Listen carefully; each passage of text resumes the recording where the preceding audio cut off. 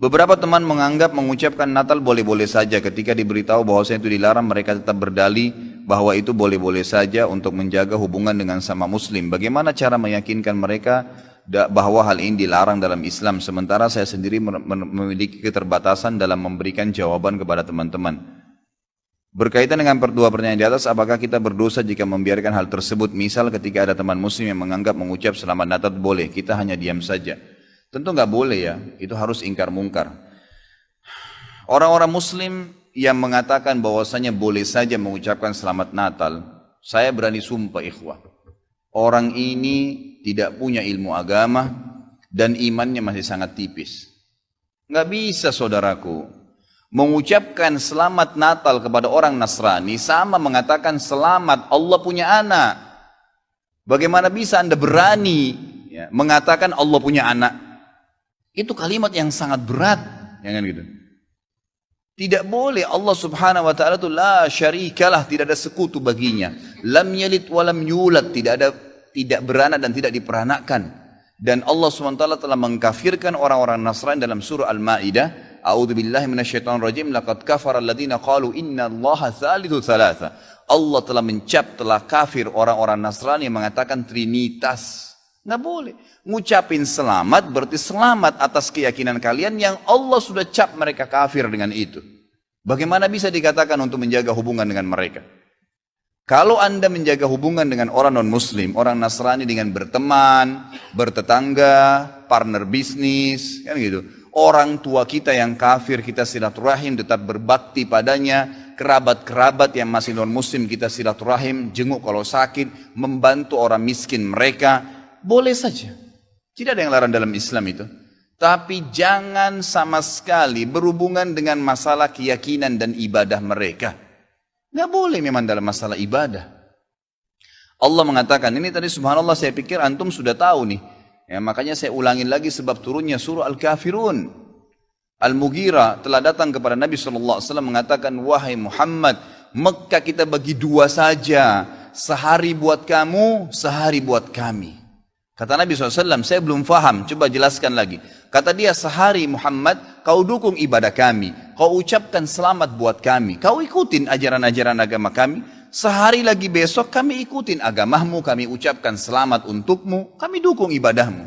Apa jawaban Nabi SAW? Sehari-sehari. Biar adil. Kata Nabi SAW, tidak boleh. Kata dia, wahai Muhammad, sehari buat kami. Dukung kami, ucapkan selamat buat kami, ikutin ritual kami. Seminggu buat kamu.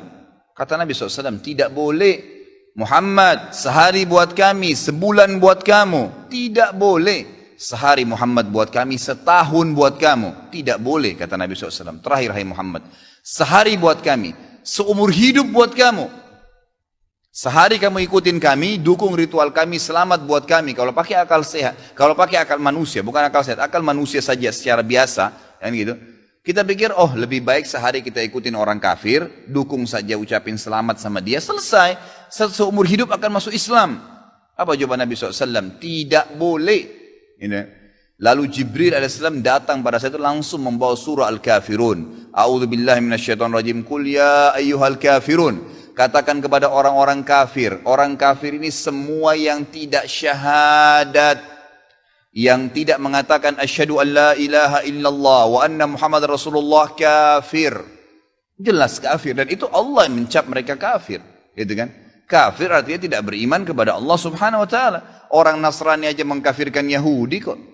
Kan itu. Yahudi mengkafirkan Nasrani, mengkafirkan Muslim. Kenapa orang Muslim nggak bisa mengkafirkan? Karena sementara kita jelas-jelas meyakini kenabian Musa, meyakini kenabian Isa alaihissalam. Gitu kan? Mereka yang memungkiri Nabi Muhammad SAW, Nabi terakhir, berarti tidak beriman sempurna kepada Allah Subhanahu Wa Taala.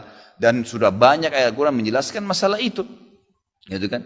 Kata Allah Subhanahu Wa Taala, ya, Qul ya ayyuhal kafirun la a'budu ma ta'budun. Semua Yahudi, Nasrani, Majusi, penyembah api, penyembah gunung, penyembah pohon, penyembah apa saja, semua selain yang tidak syahadat ini, saya tidak ikut-ikutan acara ritual kalian, tidak akan ucapin selamat buat kalian, tidak akan pakai atribut-atribut kalian, dan kalian juga tidak usah repot-repot ikutin agama saya, nggak usah. Kita nggak butuh Nasrani. Saya tanya, pada saat sholat Idul Fitri, ada orang Nasrani ikut-ikutan, Idul Adha, gitu kan? Mereka berurus dengan agamanya sendiri. Kenapa orang Muslim pusing dengan acara ritualnya orang lain? Diulangi lagi. Ya, setelah dikatakan kalian tidak usah ikut-ikutan, saya tidak usah ikut-ikutan juga, diulangi lagi. Wala antum ma'budun ma'bud, wala na'abidum ma'abadtum, wala antum ma'budun. 2 kali diulangi. Dan saya tidak akan ikut-ikutan, kalian juga tidak usah ikut-ikutan. Terus begitu. Terakhir dikatakan oleh Allah, lakum dinukum waliyadin. Kalian punya agama, saya juga punya agama. Titik, selesai. Gitu kan? Emang sudah begitu. Kalau anda bilang, oh itu cuma kata-kata, nggak masalah. Kata-kata bisa membuat anda murtad, saudaraku, bisa masuk neraka. Gitu kan? Sadarkah anda dengan satu kalimat, anda kalau mengatakan satu kalimat sekarang, semenit kemudian kalau anda yakin dalam hati bisa masuk neraka kalau meninggal, kalau anda mengatakan saya murtad, memang dari hati mau keluar dari Islam, semenit kemudian dicabut ruhnya oleh malaikat maut, masuk neraka. Kalimat, kata-kata. Bahaya tuh, gitu kan? Mungkin teman-teman juga sudah tahu yang dialog antara Muslim sama Nasrani di Amerika. Si Nasrani mengatakan, kenapa kau tidak ucapkan kalimat Natal, selamat Natal buat saya? Kata si Muslim, ya kata si Nasrani, itu kan cuma kata-kata. Kata si Muslim, kenapa, apa kau sudah syahadat?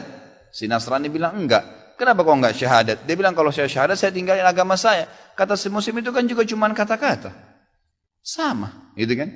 Jadi enggak boleh. Tapi hal-hal yang ditoleransikan dalam agama, silahkan. Tadi saya bilang berteman, bertetangga, silahkan. Tapi jangan dukung masalah ibadahnya. Enggak boleh. Sampai pernah ditanya kepada Syekh Bimbas, apa hukumnya orang-orang, mohon maaf ini teman-teman kita, semoga Allah berikan hidayah yang belum tahu, yang menjadi security menjaga gereja misalnya, atau orang-orang yang menjadi tukang parkirnya kena lagi banyak mobil, halalkah pendapatannya? Bolehkah itu? Fatwa ulama tidak boleh. Karena ada hadis Nabi SAW yang berbunyi, kalau ahli kitab, khusus Yahudi dan Nasrani terutama, kalau mereka sedang beribadah di tempat ibadah mereka, jauhilah. Karena laknat Allah sedang turun. Hadis Nabi SAW. Kenapa nggak bisa cari rezeki di tempat lain? Subhanallah. Rezeki itu sudah dibagi oleh Allah SWT. Hati-hati saudaraku, gitu kan? Jadi orang yang mengatakan seperti ini karena tidak faham agama. Bagaimana bisa dia mengatakan Tuhan punya anak? Gitu kan? Jadi tidak boleh sama sekali ikhwah. Yang nggak boleh. Jadi kita harus tahu mana yang boleh dan mana yang tidak boleh. Dan anda wajib ingkar mungkar. Ingatkan apa yang saya sampaikan tadi. Kalau juga dia tidak mau dengar, selesai, gugur kewajiban anda.